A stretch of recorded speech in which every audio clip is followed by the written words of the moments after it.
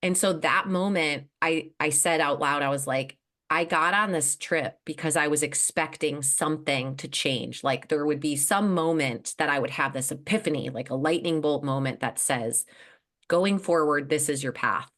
And that's not what happened in my mind. But that moment created the shift that I'm not going back to my life and living it the same way. And I don't know what that means. And that part of a declaration was scary. Welcome to Business Origin Stories. I'm Amy Schutte, your guide to crafting a magnetic message for a profitable business. This is the podcast for you if you're ready to claim the transformative power of your own origin story and use it to create a brand that finally stands out. We're here to level up, but more importantly, I'm here to help you elevate your influence, your community, and your impact on the world. Go ahead, hit that subscribe button wherever you're listening. And remember, the stories you tell yourself are your greatest currency. Today, I have the honor of introducing Adrienne Smith to you. Adrienne has over 16 years of experience of leading a business. She has raced as a professional triathlete. She's a mom, and she did this little thing like break a world record while rowing across the Pacific Ocean, which is wild.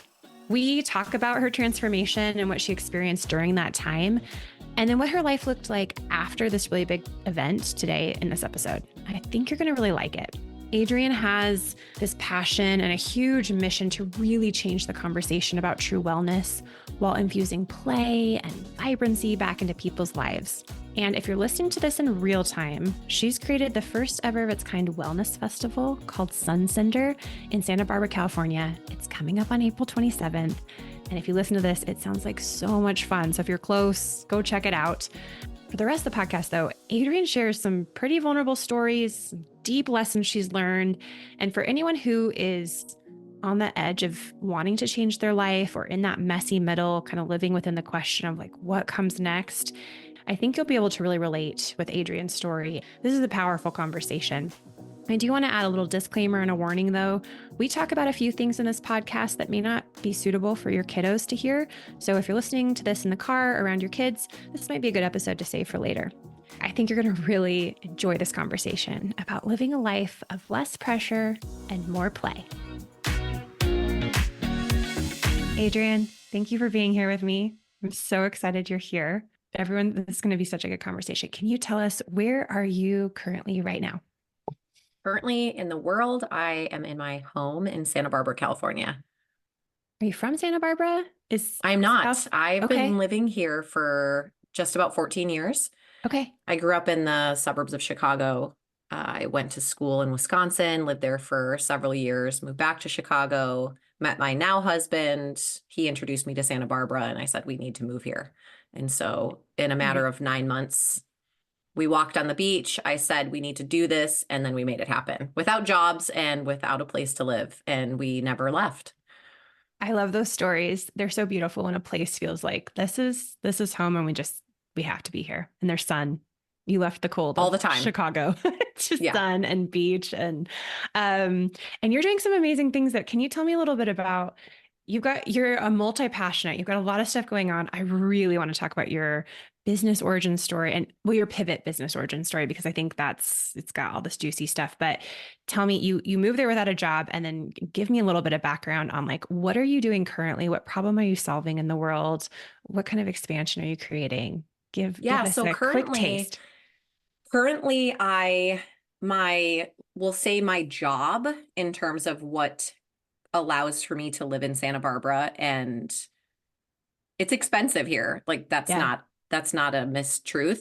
And also a lot of places are expensive. So it's just a matter of what we choose to spend our money on, right? And what allows me to live here is that I run a yoga studio in Santa Barbara. I started my first one outside of Chicago 16 years ago. Wow. When I moved here, I kept it. And then I decided I wanted to plant roots here. And a year later, I opened my studio. So Power of Your Own has been in Santa Barbara for 12 and a half years. And it hasn't been with its, share of challenges like every business owner goes through. And, but it's, morphed and changed a lot in terms of how involved I am. And I had a baby, I stepped away, I had other people running things, and then COVID happened. And then I had to go back into that full wearing all the hats mode so that I could pay my mortgage. And then my pivot point was I just got to this point where, especially it was during COVID, where I was like, I didn't want to be there. I Okay. felt like I was going to kill my business if I stayed in it at the state that I was in. So Okay. I know that that happened for a lot of people. It really, Yes. was the great, I don't think it was the great equalizer, but it was the great shakeup. Yep. And I had a lot of things happen in 2016, and then COVID was 2019 or 2020. And then it was just like all these things that were making me ask the question, what do I want to be spending my time on? And I could remember back to, a younger version of myself, and not younger because the age matters, but I think Mhm. sometimes it does because youth is so much more playful and less pressure. Mhm. And so I bring that up because that's now what I feel like I'm stepping into is I look at if I'm in a place where I'm just a little off, like a little chaotic, a little crazy, and Mhm. I check in with myself, I'm like, what would that little girl version of me want to Mm. be spending time on? What kind of energy? What is she doing? And so I have this picture of myself where I'm roller skating on a tennis court back in Illinois, like holding a Sony Walkman, like I'm putting my palm up like this because you had the CDs, like so it didn't skip. Yep. Yep. And I remember and I don't that. know how We're old I aging was. ourselves. Yeah, but I don't know how old I was, like maybe Yeah. 9 or something. Yeah. And I just I loved movement, I loved music, I loved just feeling alive in my body. And I didn't need to be around anyone. I didn't need anyone to join me. But more recently, my husband and I have started going to concerts again. We both love electronic dance music. And I feel like we've got this secret life. We just went to a festival this last Saturday where we're, raging with 22-year-olds in Pacific Beach, San Diego to like I love EDM that. till, it's only 10 o'clock at night. But it's just it feels fun, it feels alive. Yeah. And I've just been wanting to step more into, for myself personally as well as for others, is why have Mhm. we lost that? Why Yeah. does that go away when we take on jobs and we got to get somewhere and be responsible and take care of our families, and all that stuff can happen Mhm. without the pressure that we can put on ourselves about, making the whole day be every moment productive. I think that's such a beautiful switch because I think play, curiosity, and I have kiddos too, and I think kids can bring that back as for you as well because it's like, oh, look at that, like look at the wonder with bubbles, look at the wonder of like these things, and it just reminds us as adults. That's so beautiful. But I love that you have a physical picture that you use to kind of just remind yourself of this play. I feel like that's a big part of your brand now, at least when I've been like watching your stuff, this, go on a walk. Would you go on a walk without your phone? That kind of thing is so beautiful as a kid that you're bringing that reminder back. I'm wondering though, you've had these tipping points with COVID, but what made you like really shift yourself to get out of responsibility? I'm owning a yoga studio. I'm going to burn it down if I'm still in here. That was a lot of heavy, heavy stuff. And I know you had a big pivot now to this place. Take me back to that moment and those stories that really helped you shift in this, because I know you're bringing this into the world now in so many beautiful ways for your clients and people. Talk to me about Yeah, that. that's a great, great question. In 2021, Mhm. I was sitting in my car outside of my studio and my phone rang and my husband called, and he had already been invited by a team of women he's an endurance coach and personal trainer. And he had been invited to coach this team of women that were going to be rowing a boat across the Pacific Ocean. In Their goal was to break a world record. And I was like, cool, you're doing this. You've trained all sorts of people, everyone from ultimate frisbee players to race car drivers to pit crews and triathletes and Cool. endurance swimmers. This is Yeah. just one of the things that you do. Yeah. And that was, a couple weeks I'd known that he was doing that. And then he called me and he's like, hey, I just got off the phone with the owner of the boat and they only have 3 women on the team. They're still looking for a fourth and you'd be perfect. It was like a run-on sentence. There was no pause.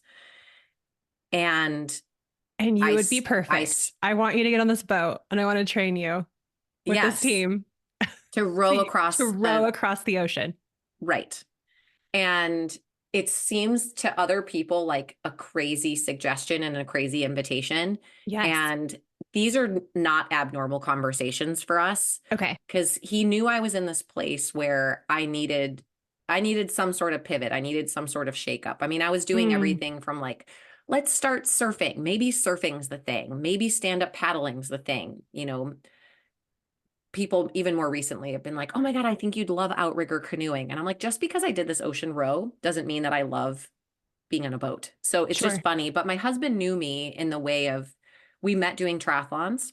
Cool. Okay. And it was at the beginning, it was 2007. I was 30 or 2009 is when we met. I was 30 years old. And it was right at like the height of no responsibility. I had endless amounts of energy, endless time. I was running my own business. I could go teach a yoga class, go swimming, go teach another yoga class, go running, go home, go eat, go take a nap. Like life with kids changed all that, to be completely Hmm. honest. It's not as Yes, easy to do those things.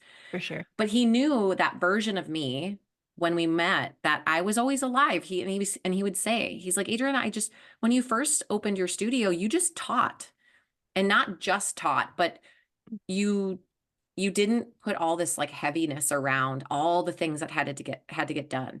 And I was like, I know, but it's a different world 2020 versus 2008. Like I wasn't even on Facebook yet. I didn't even have to Yeah. market that way. Yeah. And so when he made this invitation, it was coming with this, I know there's something that you are desiring, and maybe this is it.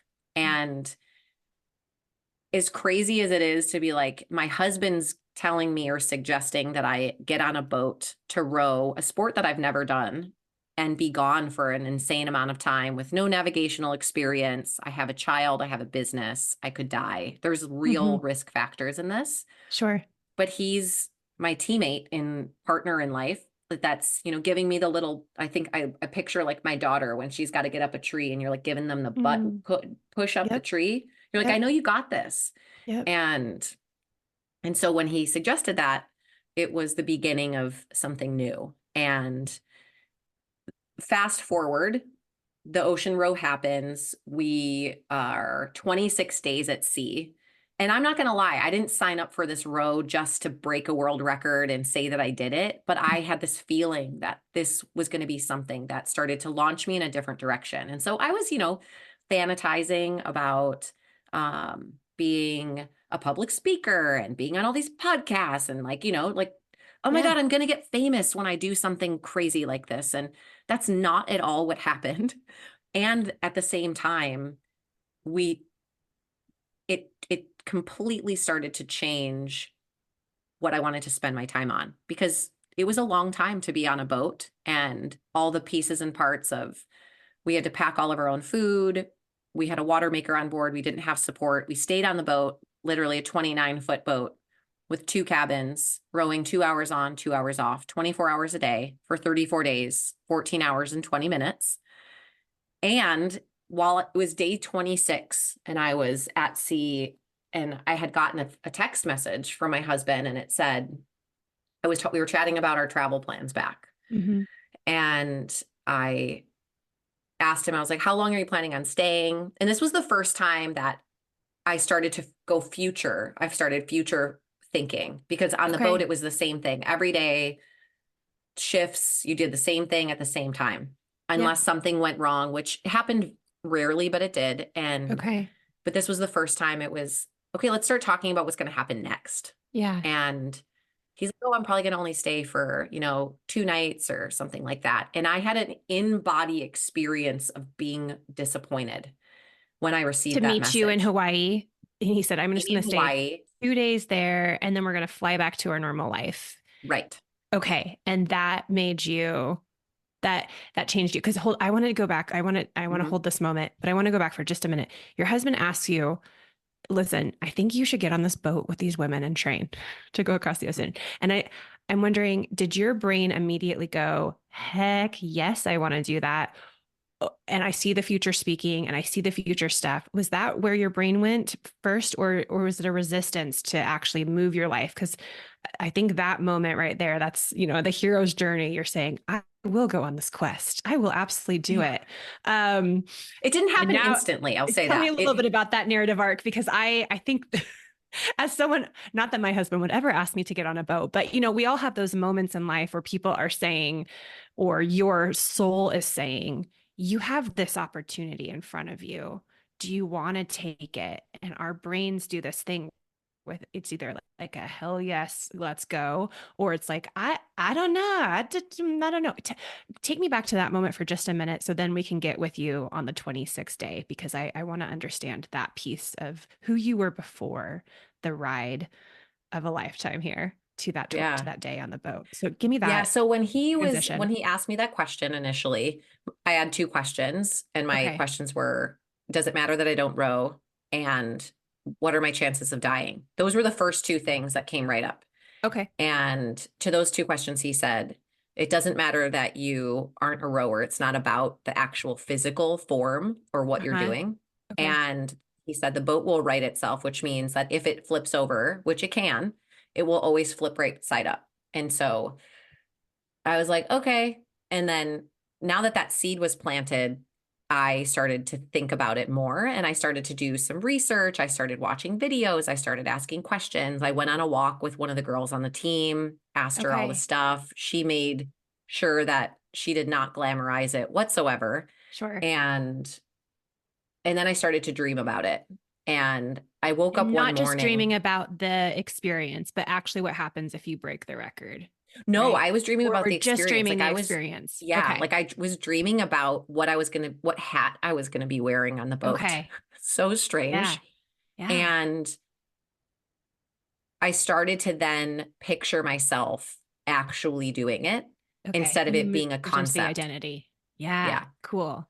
And I felt Okay. myself when I pictured myself truly saying yes to all the things and to a future that I wasn't sure of, Mm-hmm. I everything was positive. It didn't have a downside.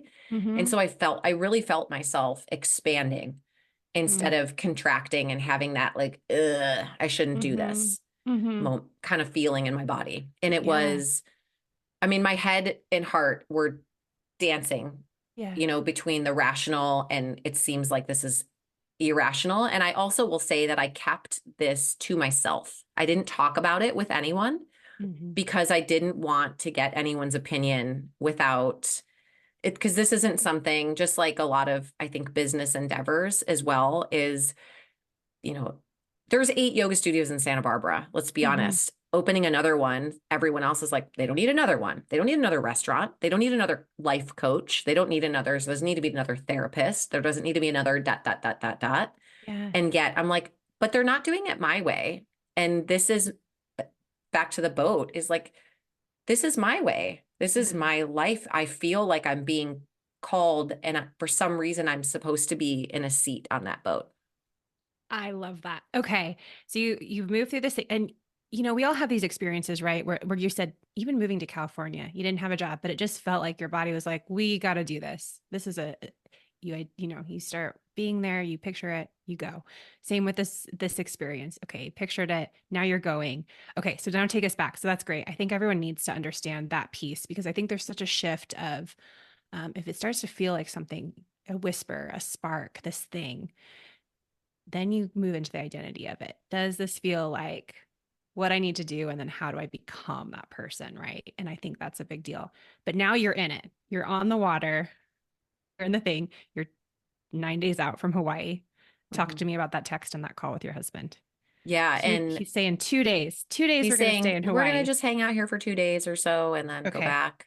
And I felt disappointed. And Mm, I, there was, again, there's not a lot going on in the world of mine at the time. You row, you mhm, eat, you sleep, you take care of whatever needs to get taken care of, but there's not a lot of other mhm, distractions. There's a lot of space for daydreaming and thinking and feeling and listening to music and listening to books and talking with my teammates or being quiet. And in our regular lives, we don't have that, right? So I just want to point that out, that kind of empty daydreaming time is not something that we give ourselves. And it's Mm. definitely not something that I've given myself. I usually go from, I have a feeling or I have a conversation. It just happened this morning, just happened last Mhm. night with my husband about something. And then I move right into action of just getting the next thing taken care of. And I Yeah. don't sit in the emotional response of it. And I think Mm. to point out, the body holds on to all these things if we don't start to pay attention to the moments that we're like, wow, that made me feel so excited. Or that made me feel so disappointed. What's that about? Yeah. Like, I want to go underneath, and I don't need to go back and like unpack my childhood, but there's something about that.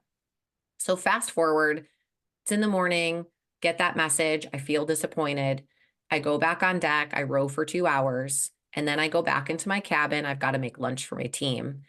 And there was something magical that happened in this sport as a team sport that occurred. It began to occur long, long, long before this moment. But I was really closed off to my teammates when I first Mm. started. I didn't want to expose that I was scared. I didn't want to ever use being a mom as a reason or excuse, like not to be at a training trip. But that stuff was really there in as we got to know each other and I started to let myself be more exposed and vulnerable, I started to share more. And so in this moment, I'm sitting on the boat about to fix lunch for my teammates and they're facing me and I just melt down. And I just Mm. start ugly crying and I was like, I can't go back to my life and just keep living it the same way. And that message was the thing that hit me. It was like, I don't want to just this is a big deal. You like to like saying in my head to my husband, like, you trained our whole team to do this thing. You suggested this, you made the invitation, and now we're only going to celebrate for 2 days. That's Mm. not okay. Like, I don't want to live a life where there's not the joy, the fun, the celebration. And as crazy as it is to think that for 34 days, me and my teammates had a lovely time, I laughed so much Mm. on that trip. We listened to so much music. We had so many sing-alongs. We told jokes, we told stories. We had ugly moments and like fights Yeah. about Nutella and just stupid things. And at Yeah. the same time, it was like we got to just operate in the life of you're kind of doing something, but you get to just be your full self and every color Mhm. of myself, which I never fully realized I didn't give myself permission to do that. Wow. And so that moment I said out loud, I was like, I got on this trip because I was expecting something to change. Like there would be some moment that I would have this epiphany, like a lightning bolt moment that says, going forward, this is your path. Yeah. And that's not what happened in my mind. But that moment created the shift that I Mhm. could then, I literally declared it that I'm not going back to my life and living it the same way. And I don't know what that means. And that part of a declaration was scary because Yeah. I'm the kind of person that's like, I'm going to put on this event. I'm going to open a yoga studio. It's like I start to do it. But this was something where it was a new action of, I don't know what it's going to look like, but it's got to be different. Mm. And that was like what the next year of life was like for me. It wasn't doing things, it was just kind of playing in the world. And I say playing in the world as in like, I'm just like going with the flow. I'm seeing who I still jive with and who I don't, and Mm. taking other people's suggestions and then not taking them, and then watching how other people project onto me and being like, that's not mine. I'm not going to take it on. But then things in my world started to, I would say, excite me again. Yeah. And so that, what that spark that you mentioned Uh-huh. is, for this row, there was that hell yes moment. For when I was walking on the beach, there was that hell yes moment. Yeah. And when I opened my studio, there was a hell yes moment. When I met my Mhm. husband, there was a hell yes moment. And Mhm. there was a bazillion moments afterwards that were, oh fuck. Yeah. Yeah. I mean, right? That's life. Life is gonna life. I think there's always those whispers or those things where, yeah, either full body yes, or those things that keep kind of leading you to other things. But what you're talking about is truly transformation. And we can either, change is every day. There's always going to be change. COVID happened, all these things happened, right? But choosing to then transform, choosing to take on this thing, or you're saying, I'm not going to go back. That is true transformation. And it is messy. That is hard. So Hmm. tell me more. You came back, you're working through this thing. This is the inner work, right? We all have this in some point in our lives, whether you most of us are not going to break a world record here, though. So what you have done is amazing. But you are telling people, your clients now, though, you don't have to row on a boat to do this. You Hmm. found other ways to help people do this. So talk to me about that transition into you're doing it, and now what is life like for you? What does Yeah. this look like? So when I first got back, there was a conversation that I had with a gentleman who is actually a man that my husband works with and for. And I had this conversation. He's an endurance coach himself, and I was telling him about how I was feeling, and he said to me, he's like, "Adrienne, you have like the Ironman blues. You've got this like post-event kind Mm, of blues." yeah. And he's like, "Don't change anything drastic for the next 3 months." And I was like, "Great, great suggestion." And I wanted the change. I'm like, I want to do something different. I want it to happen. Like I want to Yeah. speed it along. Yeah. And just him saying that gave me the reminder of, oh, right, I have been here before. I've done races. We've all gone on vacations Mm-hmm. and we get back and we're like, ugh. Mm-hmm. Or, we all start a job that we love and then we are a couple months in and we're like, I don't love this anymore. But there was Right. something that we loved. And so I gave myself the space to just be like, okay, it's gonna be weird for a bit. Yeah. And at that moment, it wasn't like, I wouldn't say it was a moment. It was more of like that phase of life. I just kind of took a back seat. I was like, I never just take a break. So being able to go on this trip, I was able to take off like 2 months of work Mhm. where someone helped me run the back end of my studio. The studio itself ran itself with my teachers teaching. And when I got back, I realized I'm not ready to actually be back in work. And so I gave myself a couple extra weeks off of work. And then when I was feeling more ready to be just social, to be honest, I needed to hermit, I think, for a little bit. Then I started to kind of get back into the regular life.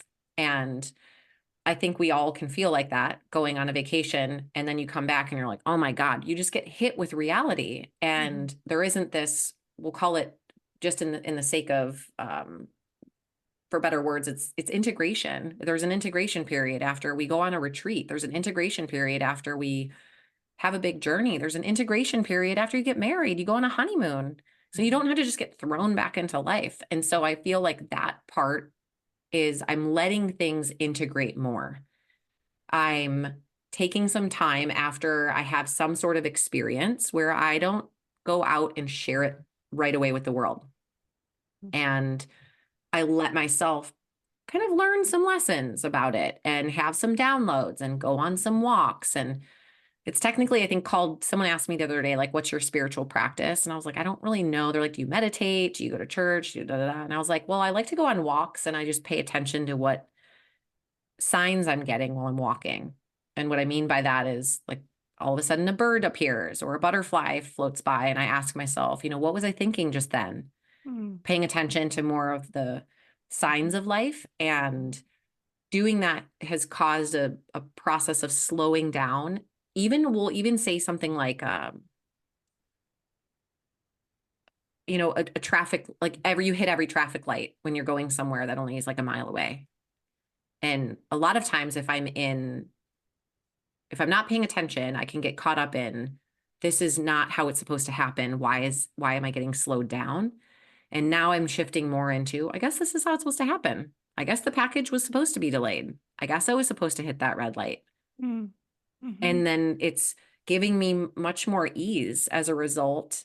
And when certain things, I'm putting on this huge wellness event and certain things were so easy.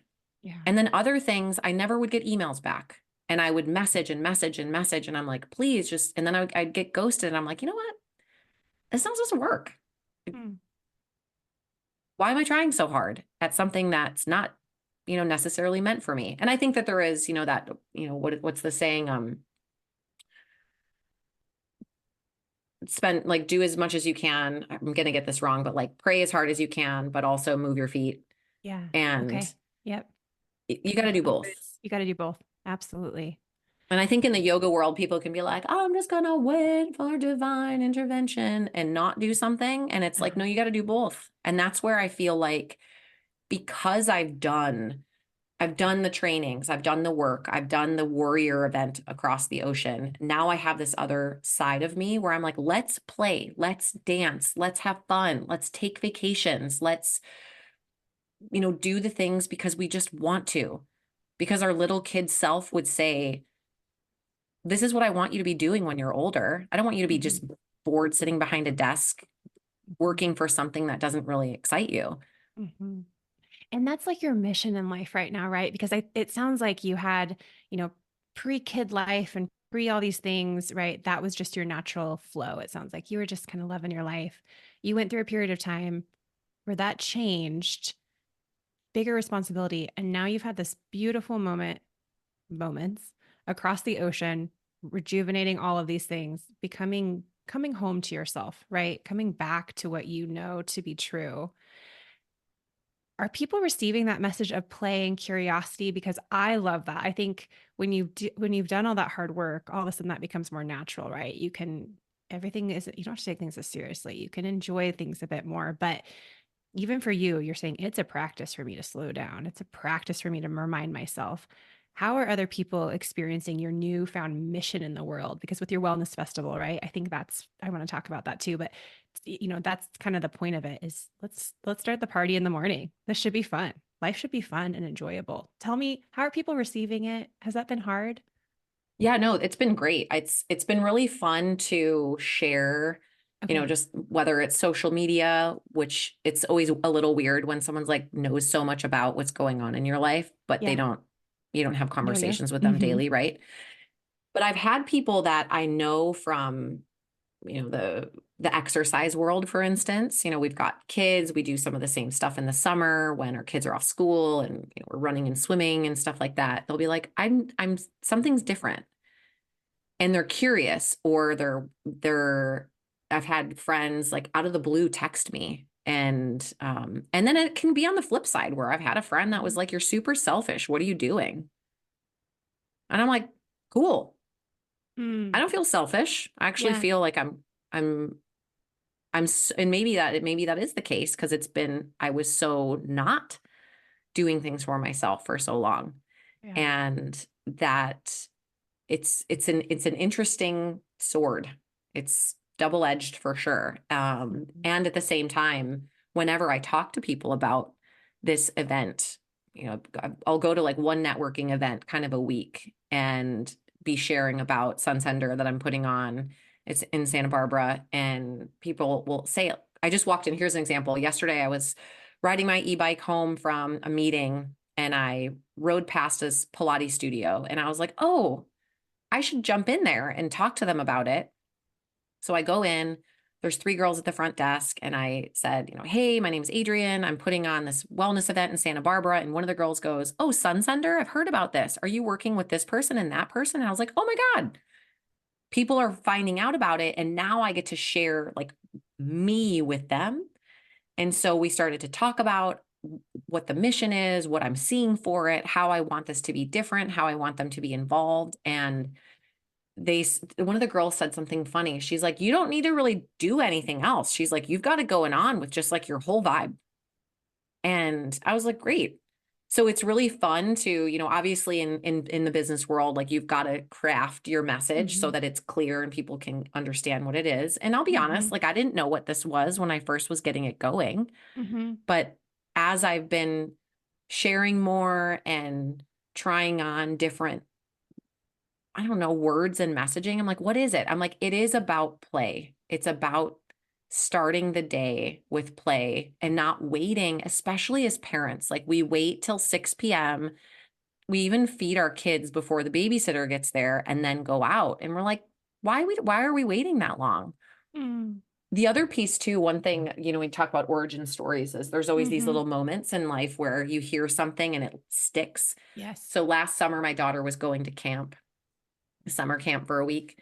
And she was just like, Mom, why do I have to go to camp and you get to go to work all day? And I was like, well, that's messed up. Why am I not going to camp? Why am I not Yeah, I going want to down to go the to camp. beach every single day to just walk on the Mm-hmm. ocean? And so that little moment too, it was a culmination of a lot of moments that started to create this into reality. Mm. And I realized that, yeah, most of my friends, people I work with, people that are at my yoga studio, they're not starting their day, kids or no kids, by taking a walk. And so it's like, well, what if we did? I What if we love that. started by dancing? Yeah. What if? What a good question. What if? I think this is such a beautiful way for those of everyone listening. I think, Adrienne, what you're saying is there's the value for you. You got really clear that this was a value. And then to start implementing it into your life and then implementing it into your business and into your family. I love working on those values a lot when I do first coaching calls with people because I want to know you can build a business anyway, but if it doesn't fit with the values and the things that are really important to you, you're building a glass castle, right, for yourself. You want to get out. So you started implementing play into your day, into your value. And now you've got this cool event, which is now spreading that value and that mission to other people. It's so cool. Give us, we've talked about it for just a second, but give us some details. Like, what is this cool thing? It's coming up pretty soon. So if you're listening and you want to go, you have a couple weeks to get there. So, but tell me a little bit about your event and why this is so important and why it's catching on in Yeah. California, especially. So the event itself, it's called Sunsender. And I came up with the name because there's people will say, I mean, you even say it to your phone when you're sending a voice memo, if you're Mm-hmm. auto texting, and then Siri asks you, do you want to send it? And you say, send it. And it's, the young kids will be like, send it, full send, like go for it. And when Yeah. I looked it up, I was like, oh yeah, you just feel the urge to do something and you start to go in that direction. And Mm-hmm. so the idea is like, let's send it with the sun. Instead of Mm, waiting for night to fall to dance to our favorite music, we move with the rhythms of the sun. mm. And so being reasonable about that, because Yeah, there is, 6 a.m. sunrise, and yet most people in the party world are not going to be waking up at 6 a.m. to sure. go to a yoga class and a dance party. So it's like, Uh-huh. let's start it at 9. Let's start with Mm, movement. Let's start with connection. So it's happening in Santa Barbara at the okay, Santa Barbara City College. It's this beautiful overlook that we've rented out. It's cool. called the Great Meadow. We'll have yoga starting at 9, and then we'll shift into a 3-hour dance party. We've got one artist that's going to be playing a live set, 2 artists playing DJ sets, and then there'll be all these wellness activations. So one of the cool things, as this has shifted a lot over when I first envisioned it, I was like, okay, we're going to sell a bunch of tickets. We can have as many as 3,000 people there. And we're going to have sponsors, and someone's going to want to be a title sponsor. And that's going to be how like revenue is generated. And then I started to look at what I would want as someone that has sponsored events. And I've sponsored some. And you sit at a table or a booth and you hope people are going to stop by and Mm-hmm. ask you like, oh, what do you do? And then you Mm-hmm. feel like you're just like selling Girl Scout cookies or bracelets. And you're like, please buy my thing. Come, please visit me. And so instead of that, I said, let's make this an experience. So anyone that's there, they get a chance to share their story. So an example is one of our potential partners is a organization called Waves of Recovery. And they help using movement and connection, helping specifically, like we'll use surfing as an example, to help people that are, dealing with addiction or mental illness or depression, and just start to Wow. shift into a different energy. And so Yeah. we were talking about, how can we work together? And I was like, I don't want you guys to just show up and have a booth, and then at the end of it all be like, well, I just paid $500 and that was a waste. I was like, I want you to walk away and be like, this was a win. Like, I had the best time. I talked to some amazing people. I had fun. We got to share our mission, and I also got to share the experience for everybody else. And so as we're partnering with people, I'm planting that seed because I want it to be different. It's not just, hey, send us your money, we're going to stick your logo on a banner and hope that, you appreciate that. It's no, we want you to be involved. We want you to have a great time. I want you to walk away and be like, "Oh my God, 5-star review." And I never expected that thing to happen. And so these little like surprise and delight kind of moments, not only for the Mhm. people who are attending, but for the people who are partnering with us that want to just be a part of something different, not just, the race expo experience. And so on both sides, I feel like attendees and partners, and we're opening up to all ages. And so we have a kid zone where kids can come, and also like they're going to be curious about like what's happening and want to dance. Like I know my daughter wants to dance with us because we've been dancing around and listening to all this music. And so kids 12 and under can come for free, but there's going to be an area for them if they want to go on the bounce house and play with art Mhm. and play games. There's going to be counselors that are available to help them. So then they can also then run back to their parents and jump around and dance a bunch. But I feel like that doesn't exist in the space of us all getting to co-create fun together. It's always like and my daughter sees it. She's like, "You and daddy, all you do is hang out and go to these things and I can't go." I'm like, "I know it's a 21 and over show and it starts at 10 p.m. Come on. I don't even want to be there that late." Yeah, yeah, that's way past my bedtime at this point. I know. This event sounds amazing. And okay, so I want to go back. You've got this year where you're coming back, you're not doing the work, your business is kind of rinse and repeat. You've got things going on. When did you decide I'm going to take this new value of play and or rediscovered value of play and then move through this because you are a businesswoman, you know this stuff, your wellness, everything is baked into you. You've had all these big lessons. Where did you decide along the journey where you're like, this is my next thing, where this is so important for me to take this cool stuff and bring it back to the community here? Yeah, that's a great question. So, Sunsender is so much about music and dancing. Mm-hmm. But underneath that is feeling, like feeling alive and feeling instead of thinking. And so my husband and I have been on, it feels like such a rocky road of connection and partnership over the last 10 years of marriage. And at the beginning of 2023, I actually said, I was like, I think I'm going to move out. I was like, I don't know what's happening here in terms of like your energy and you shifting into like ever having something different happen, but like I need something different. I can't be around this all the time.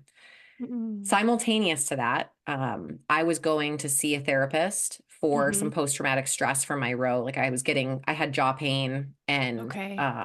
I was getting triggered by alarm clocks that would go off. Like my Oh palms would my start sweating. gosh. And Yeah. so she's like, come in, let's talk, let's do it's called EMDR. So you do this just kind of basically dissociating from the trauma and having a new relationship with it is like my best example of that. Okay. And as we worked on this, I shared about some stuff that was going on with my husband, and she suggested ketamine assisted therapy. Okay. And so I suggested it to my husband. And so as I'm telling him, hey, I want to move out, he's also starting his own journey of Wow. looking at life differently and realizing too, like, yeah, this isn't working and I want it to be better. Mm-hmm. And so he's having his own journey, his own transformation, his own discoveries. I'm having Mm-hmm. all of mine, especially after what I went through on the ocean. Mm-hmm. And then that was January. And then in July, a friend of mine was like, have you ever taken MDMA? And I was like, no, I'm a dare kid. Like, no drugs. I've only drank, like I hadn't even smoked weed ever in Yeah. my life. And I live in Yeah. California and I Okay. teach Yeah. yoga. Like it's just, and I was like, ugh.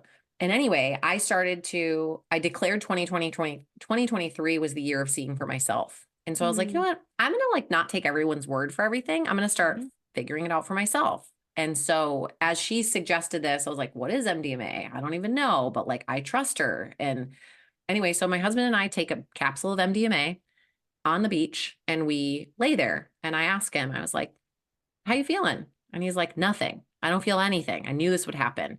And then 20 minutes later, we're laying on the beach listening to music that we listened to when we first met. And we're talking about all the things that we would never talk to each other about because it was so hard. I'm talking suicide. I'm talking about cheating. I'm talking like me being crazy and like chasing him to someone's house. And I was like, that was, and just the walls came down and we realized, I was like, oh my God, I thought that you didn't love me anymore. Mm, And I thought that I didn't love you anymore. And all of a sudden I was like, holy shit. And mm, how in the world is this medicine illegal? mm, Because it just broke through 10 years of issues, years of going to therapy and hoping and praying and begging and fighting and coming back like worse versions of ourselves. I was like, mhm. this is the best version of myself that I can ever remember. And then Wow. a month later, we both went to this event together where we were um you were given MDMA and psilocybin as supplements and you received a sound healing for about 5 hours. You just laid there, received the sound. And while I was in that session, instead of going through like a lot of um, having like epiphanies of connecting dots and trauma and figuring things out, I started having all this creative brainstorming. I was like, oh my God.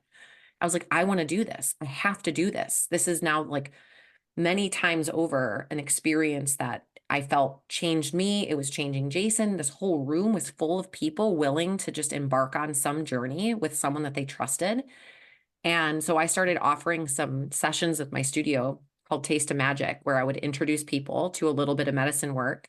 We would do sound work, and then some of it would be like a little bit of talking afterwards and then checking in with people after. And everyone would share like, I feel like I can see things outside more clearly. I feel like my vision's better. I'm not as anxious. I'm more connected to what I really want to be happening in my life. And all of this came because our brains are getting rewired when we're in this Mhm, environment where we get to drop the masks and drop the resentment and drop responsibility. And so, yes, all these things can be used in party settings, but they can mhm, also be used so therapeutically, which led me to, you know, I'm going to a sound healing training. I'm taking an MDMA therapy course. I'm learning more about how can I support others in this in a way that's safe and helpful and also I'm not even exactly sure what it's going to look like on the other side once it's all finished mhm, because there's this huge concert party vibe that I'm going for as well as connection and fun and is it going to be retreats, is it going to be one-on-one sessions?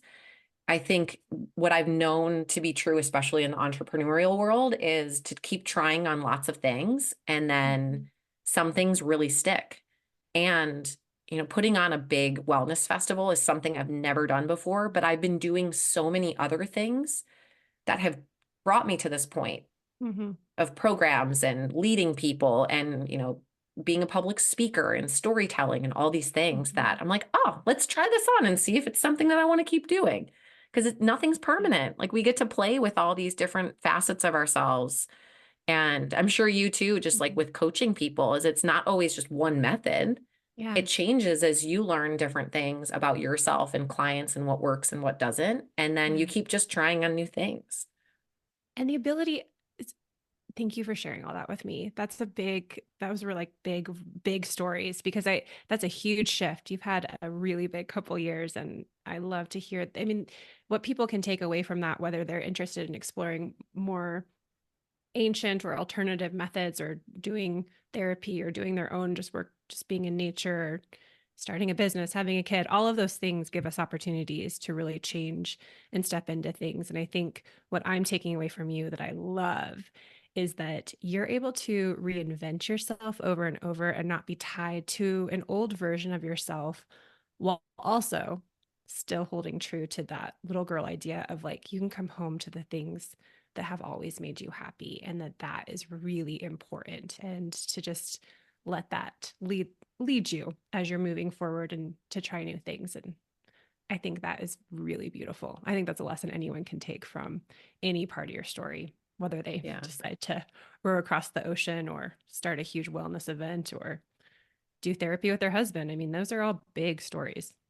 Yeah. I mean, so much of just what we've done is we've gone against the grain, it feels like. Yeah. in the kind of standard approaches to things. Mm-hmm. And we did it on our own terms. We did it Mm-hmm. while repeatedly checking in. One of the teachers that's guiding this training that I'm taking, he asks everyone, like I said, of, you know, what's your spiritual practice? And he said, mine is do what works for you. He's like, if following Jesus works for you, do it. Yeah. if Mm-hmm. if this, you know, if your spiritual path is going on walks, do that. And I did that for a Mm-hmm. while too, where I was every morning I'd pour coffee, I'd sit with a candle on, I would pull a card, like one of those oracle cards or an animal card, and I would just sit Mm-hmm. there. Sometimes I would journal, Mm-hmm. and then I didn't feel like doing that anymore. Mm-hmm. Yeah. And then And I you give started yourself getting up. permission to do something else. Yeah. Yeah. And so I That's think great. that part too is like, it doesn't have to be this, you know, oh my God, you do this 30-day challenge and then you have to do that thing forever. It's Yeah. no, try on the challenge because it's something just totally out of your wheelhouse for a bit.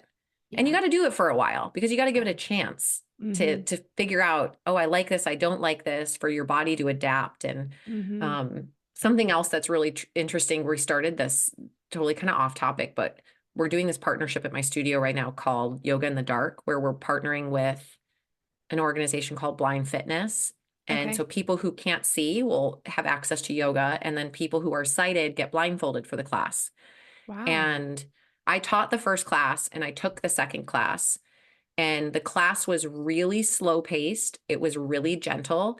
And as someone who's a mover and shaker, I love to teach like a let's just go kind of class. And I love to take Okay. that kind of class. Uh-huh. But this also was like, I could get down with this on a regular basis, Yeah. shutting the world off, only being able to fully feel what's happening within me while Mm-hmm. I'm in my body, moving in this safe environment. I'm obviously not on a blindfold on a cliff, I'm Yep. on a yoga mat, Yeah. and just feeling Wow. that sense of like safety in my body, and also trust and inability to do certain things that I normally would be able to do if my eyes were open or I had a wall Uh-huh. that I could lean against. And Yeah. so that even too is just like, I've never done that before.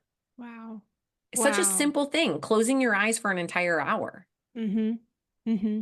But I think that goes back to what you just said of like trying new things. I always love the exercise of getting out of my comfort zone and just trying new things. And sometimes my friends are like, what are you doing? Like last year I did 75 hard. I don't know if you're familiar with that, but it's What's that? Tell me 75, more.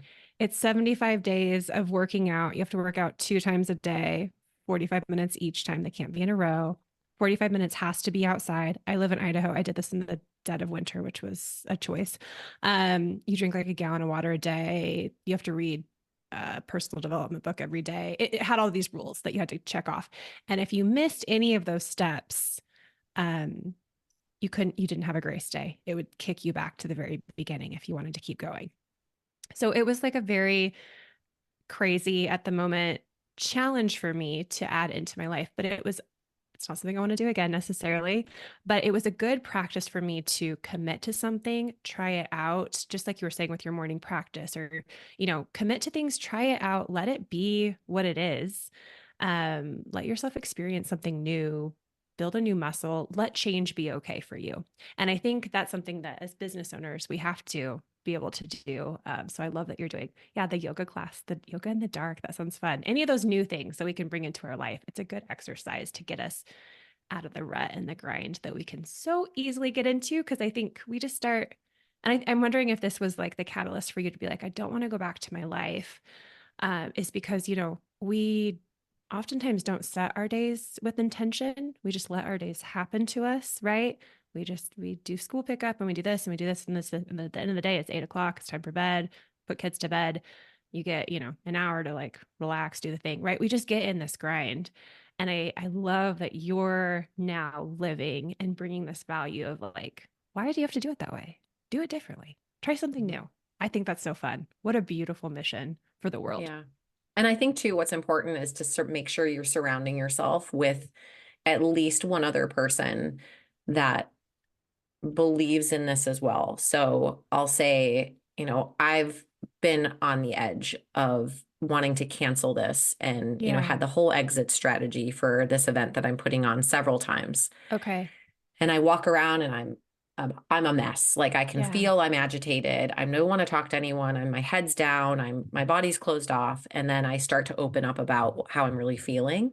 And I've done it with my husband. I've done with my friend Alex, who's the MC of our event. And they don't let me stay there. Like they Mm. listen. And then they also remind me of, kind of like a parent would in a way. You're like, yep, nope, that's not what's happening here. We're not going down that path. And also like, what do you need? And also a Mm. reminder Yeah. that yes, like you do it differently. And remember, like when it starts to get this hard, it's supposed to happen. It's not supposed to always be hard. It's a very big differentiation. Just like if you're, newly dating someone and it's hard from the beginning, it's not Yeah. going to get easier. Yeah. But it should have a lot of moments of hard, a lot of moments of stretching Mm-hmm. yourself, but not Mm-hmm. snapping yourself, Mm-hmm. and being able to see that and have those differentiations for yourself and being around other people. We're supposed to live in community, right? And Yes. share about what's really going on for us. And Yes. again, back to like my trip on the ocean was I never, I didn't, I didn't operate that way before. And so my teammates started to notice, they're like, something seems off. What's going on? And then I noticed like I actually got to share. And so even with this event, like when it's hard, with parenting, when it's hard, and Mm-hmm. then being able to be like, oh my God, like I just need to vent and like Mm-hmm. scream and like shake my whole body sometimes and, make weird noises just to be like, "Ah."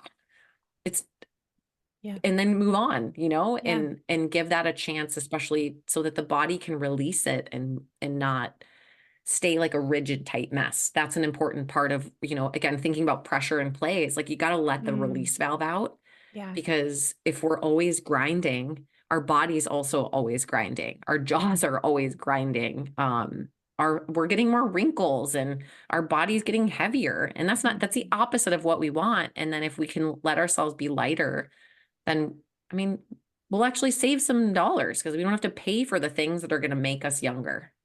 Yeah. I think that wellness and the health piece of it, we miss that point, right, in life a lot. And so you're right, all of those things are stored in our bodies, and there's so many ways. But community connection, that has become such a theme in so many of my interviews and coaching calls with people, because I think we all are realizing we can't do it by ourselves. We can sure try. And it sounds like if that was your way before the trip, I can't imagine being on a boat with women for that amount of time and your survivals depending on each other. That would be an amazing lesson in community. What's one or two ways, I'm curious, that you to leave everyone with? You've given us some amazing examples, but if you could kind of sum this up into like, these are two or three ways that I bring play and connection and wellness into my life that may work for someone else. What are two or three things, pieces of advice that you could give other business owners who are maybe stuck in the grind, who are listening to this and be like, well, I wish I could just take off and go play for 2 months or do something, but what's something that you could give them that's tangible that they could start bringing into their practice of living with adventure and play and joy? What does that look like? Yeah, those are great questions. Two things that come to mind off the top of my head that are pretty easy is when you catch yourself going down some weird tangent of thought. Mm-hmm. And again, the key is that you're going to catch yourself, is Mm, that you then follow it up with some funny sound. So, for instance, if I'm sometimes getting into analytical mode, even watching, my husband and I will share, making breakfast or dinner or something, and I'll just mm-hmm. start just watching. And I'm watching and judging. It's not just watching and being curious. I'm watching and judging. And I'll catch myself and then I'll be like, like I'll just like make a funny noise. I'll make a sound like and just to catch myself out and pull myself out of that drift and then back Mm-hmm. into, well, that's not what I Mm-hmm. want to be doing. Yeah. And I'm making like a full body motion because it's one of my teachers described this as like shaking the snow globe. Like all of a sudden you just Okay. like shake the snow globe up and then the whole Sure. scene changes. And Sure. it's such a simple thing. Yeah. There's also playful because kids are making funny noises all the time. But I heard this stat too that, kids laugh, like 4-year-olds laugh like 400 times a day and, 10-year-olds laugh four. And I was like, let's laugh more. That's like can be a simple Yes. theme, even if it's fake. Yeah. Okay. The second thing I would say too is because music is so powerful at shifting our Mm. energies, is Mm-hmm. it can be really fun to make playlists. And for myself, it is, but it's got a couple purposes. One is if you made kind of like we'll call it like a vision board playlist for yourself at this moment in time. Okay. And, the different software systems make it pretty easy to do, is like you find one song that you like, you add it to a playlist, and then you go to that radio and see if you can find others, and then put a date on it on your like Spotify or Apple Music, and capture where you are in time in this period. And then maybe you're listening to that for a while, but I think Mm-hmm. music can help us move through some emotions. Can be Mm-hmm. listening if I look at some playlists, I'm like, oh my God, that was a sad period. I was only listening to like this one artist. Yeah. And also Yeah. it's like, well, what do you want to be feeling? So that's where the Yes. vision board piece comes in, is if you want to be feeling vitality and joy, is check what music you're putting on your playlist to listen to on repeat, Yeah. and then revisit it. Because if you revisit it, it's tied to your memories and it's stored there, and it can get you starting to just repattern and reprogram in a way that's moving you in the direction that's more aligned with what you want to be creating versus what's happening on default. I love that. I think that's so great because I think, and I'm curious with your sound healing training, sound is such an underrated, I think for most people, healing tool or technique, the frequency. And so I think what a fun suggestion to do that. That's cool. Yeah. That's a And great if you think idea. about what kids are doing all the time, Oh yeah. they're wiggly little beings that are shaking things out. So are dogs. Yeah. Um, and then when you add music in, it doesn't have to be hard. Yeah. It can be fun. Yeah. It can be fun. And it can I be for love just it. seconds. Like my daughter, when Uh-huh. she goes through my phone to play music, and sometimes it's Uh-huh. actually very annoying where it's like a song is only played for like 20 seconds and then she moves on to Sure. the next one. How old is she now? She's six Okay. and a Yeah. half. So yeah. Mm-hmm. And so We then do we're like, this. keep a song on, just one, because it can Yeah. be jarring also if you're listening to it in a loudspeaker on Yep. your body. Yep. So having Yeah. some time where you get to, whether it's earphones or on your own. Yeah, that's a cool suggestion. I love that. Thank you for both of those. Thank you for sharing the story, all of these stories. These are powerful. And I'm hoping everyone takes away from this that play is vital, that being curious and allowing your life to change and coming back home to yourself in different ways is allowed and beautiful. And the big one that you left us with is connection and community is Mhm. critical for business and life. So, wow. Adrienne, thank you so much for coming and sharing all of this. Where can people find you? I'll link up Sun Center. This is so cool. So if you're in California, this sounds like an amazing event. Get there. But to learn about you and your yoga studio and your other offerings that you're working on right now, where's the best place for people to follow you and find you? Yeah. So Sunsender SB is our website for that Okay. event. The Instagram is the same. So Sunsender SB, and then my personal one, just to see what's going on, what's the latest, and where you can find me in the world or what we're doing for fun, is the Adrienne Smith on Instagram. And I have a Perfect. website called thealignedliving.com. Uh-huh. And it's in flux of getting updated from when I first got back from the Pacific Ocean. And, Cool. you know, I haven't even added any of the Sunsender stuff to that one. So Okay. Instagram's more current, I would say. Okay, yeah, Instagram's fun and you're sharing like beautiful things and vulnerable stories. You're an amazing storyteller. And so I hope everyone goes out and follows you. And thank you again so much for sharing this with us. This has been amazing. You're welcome. Thank you so much. Absolutely. Bye. Thanks for listening to Business Origin Stories. Love the podcast? Be sure to share it with a friend or colleague and give us a review on Apple Podcasts. Join me on Instagram and make sure to sign up for our weekly email.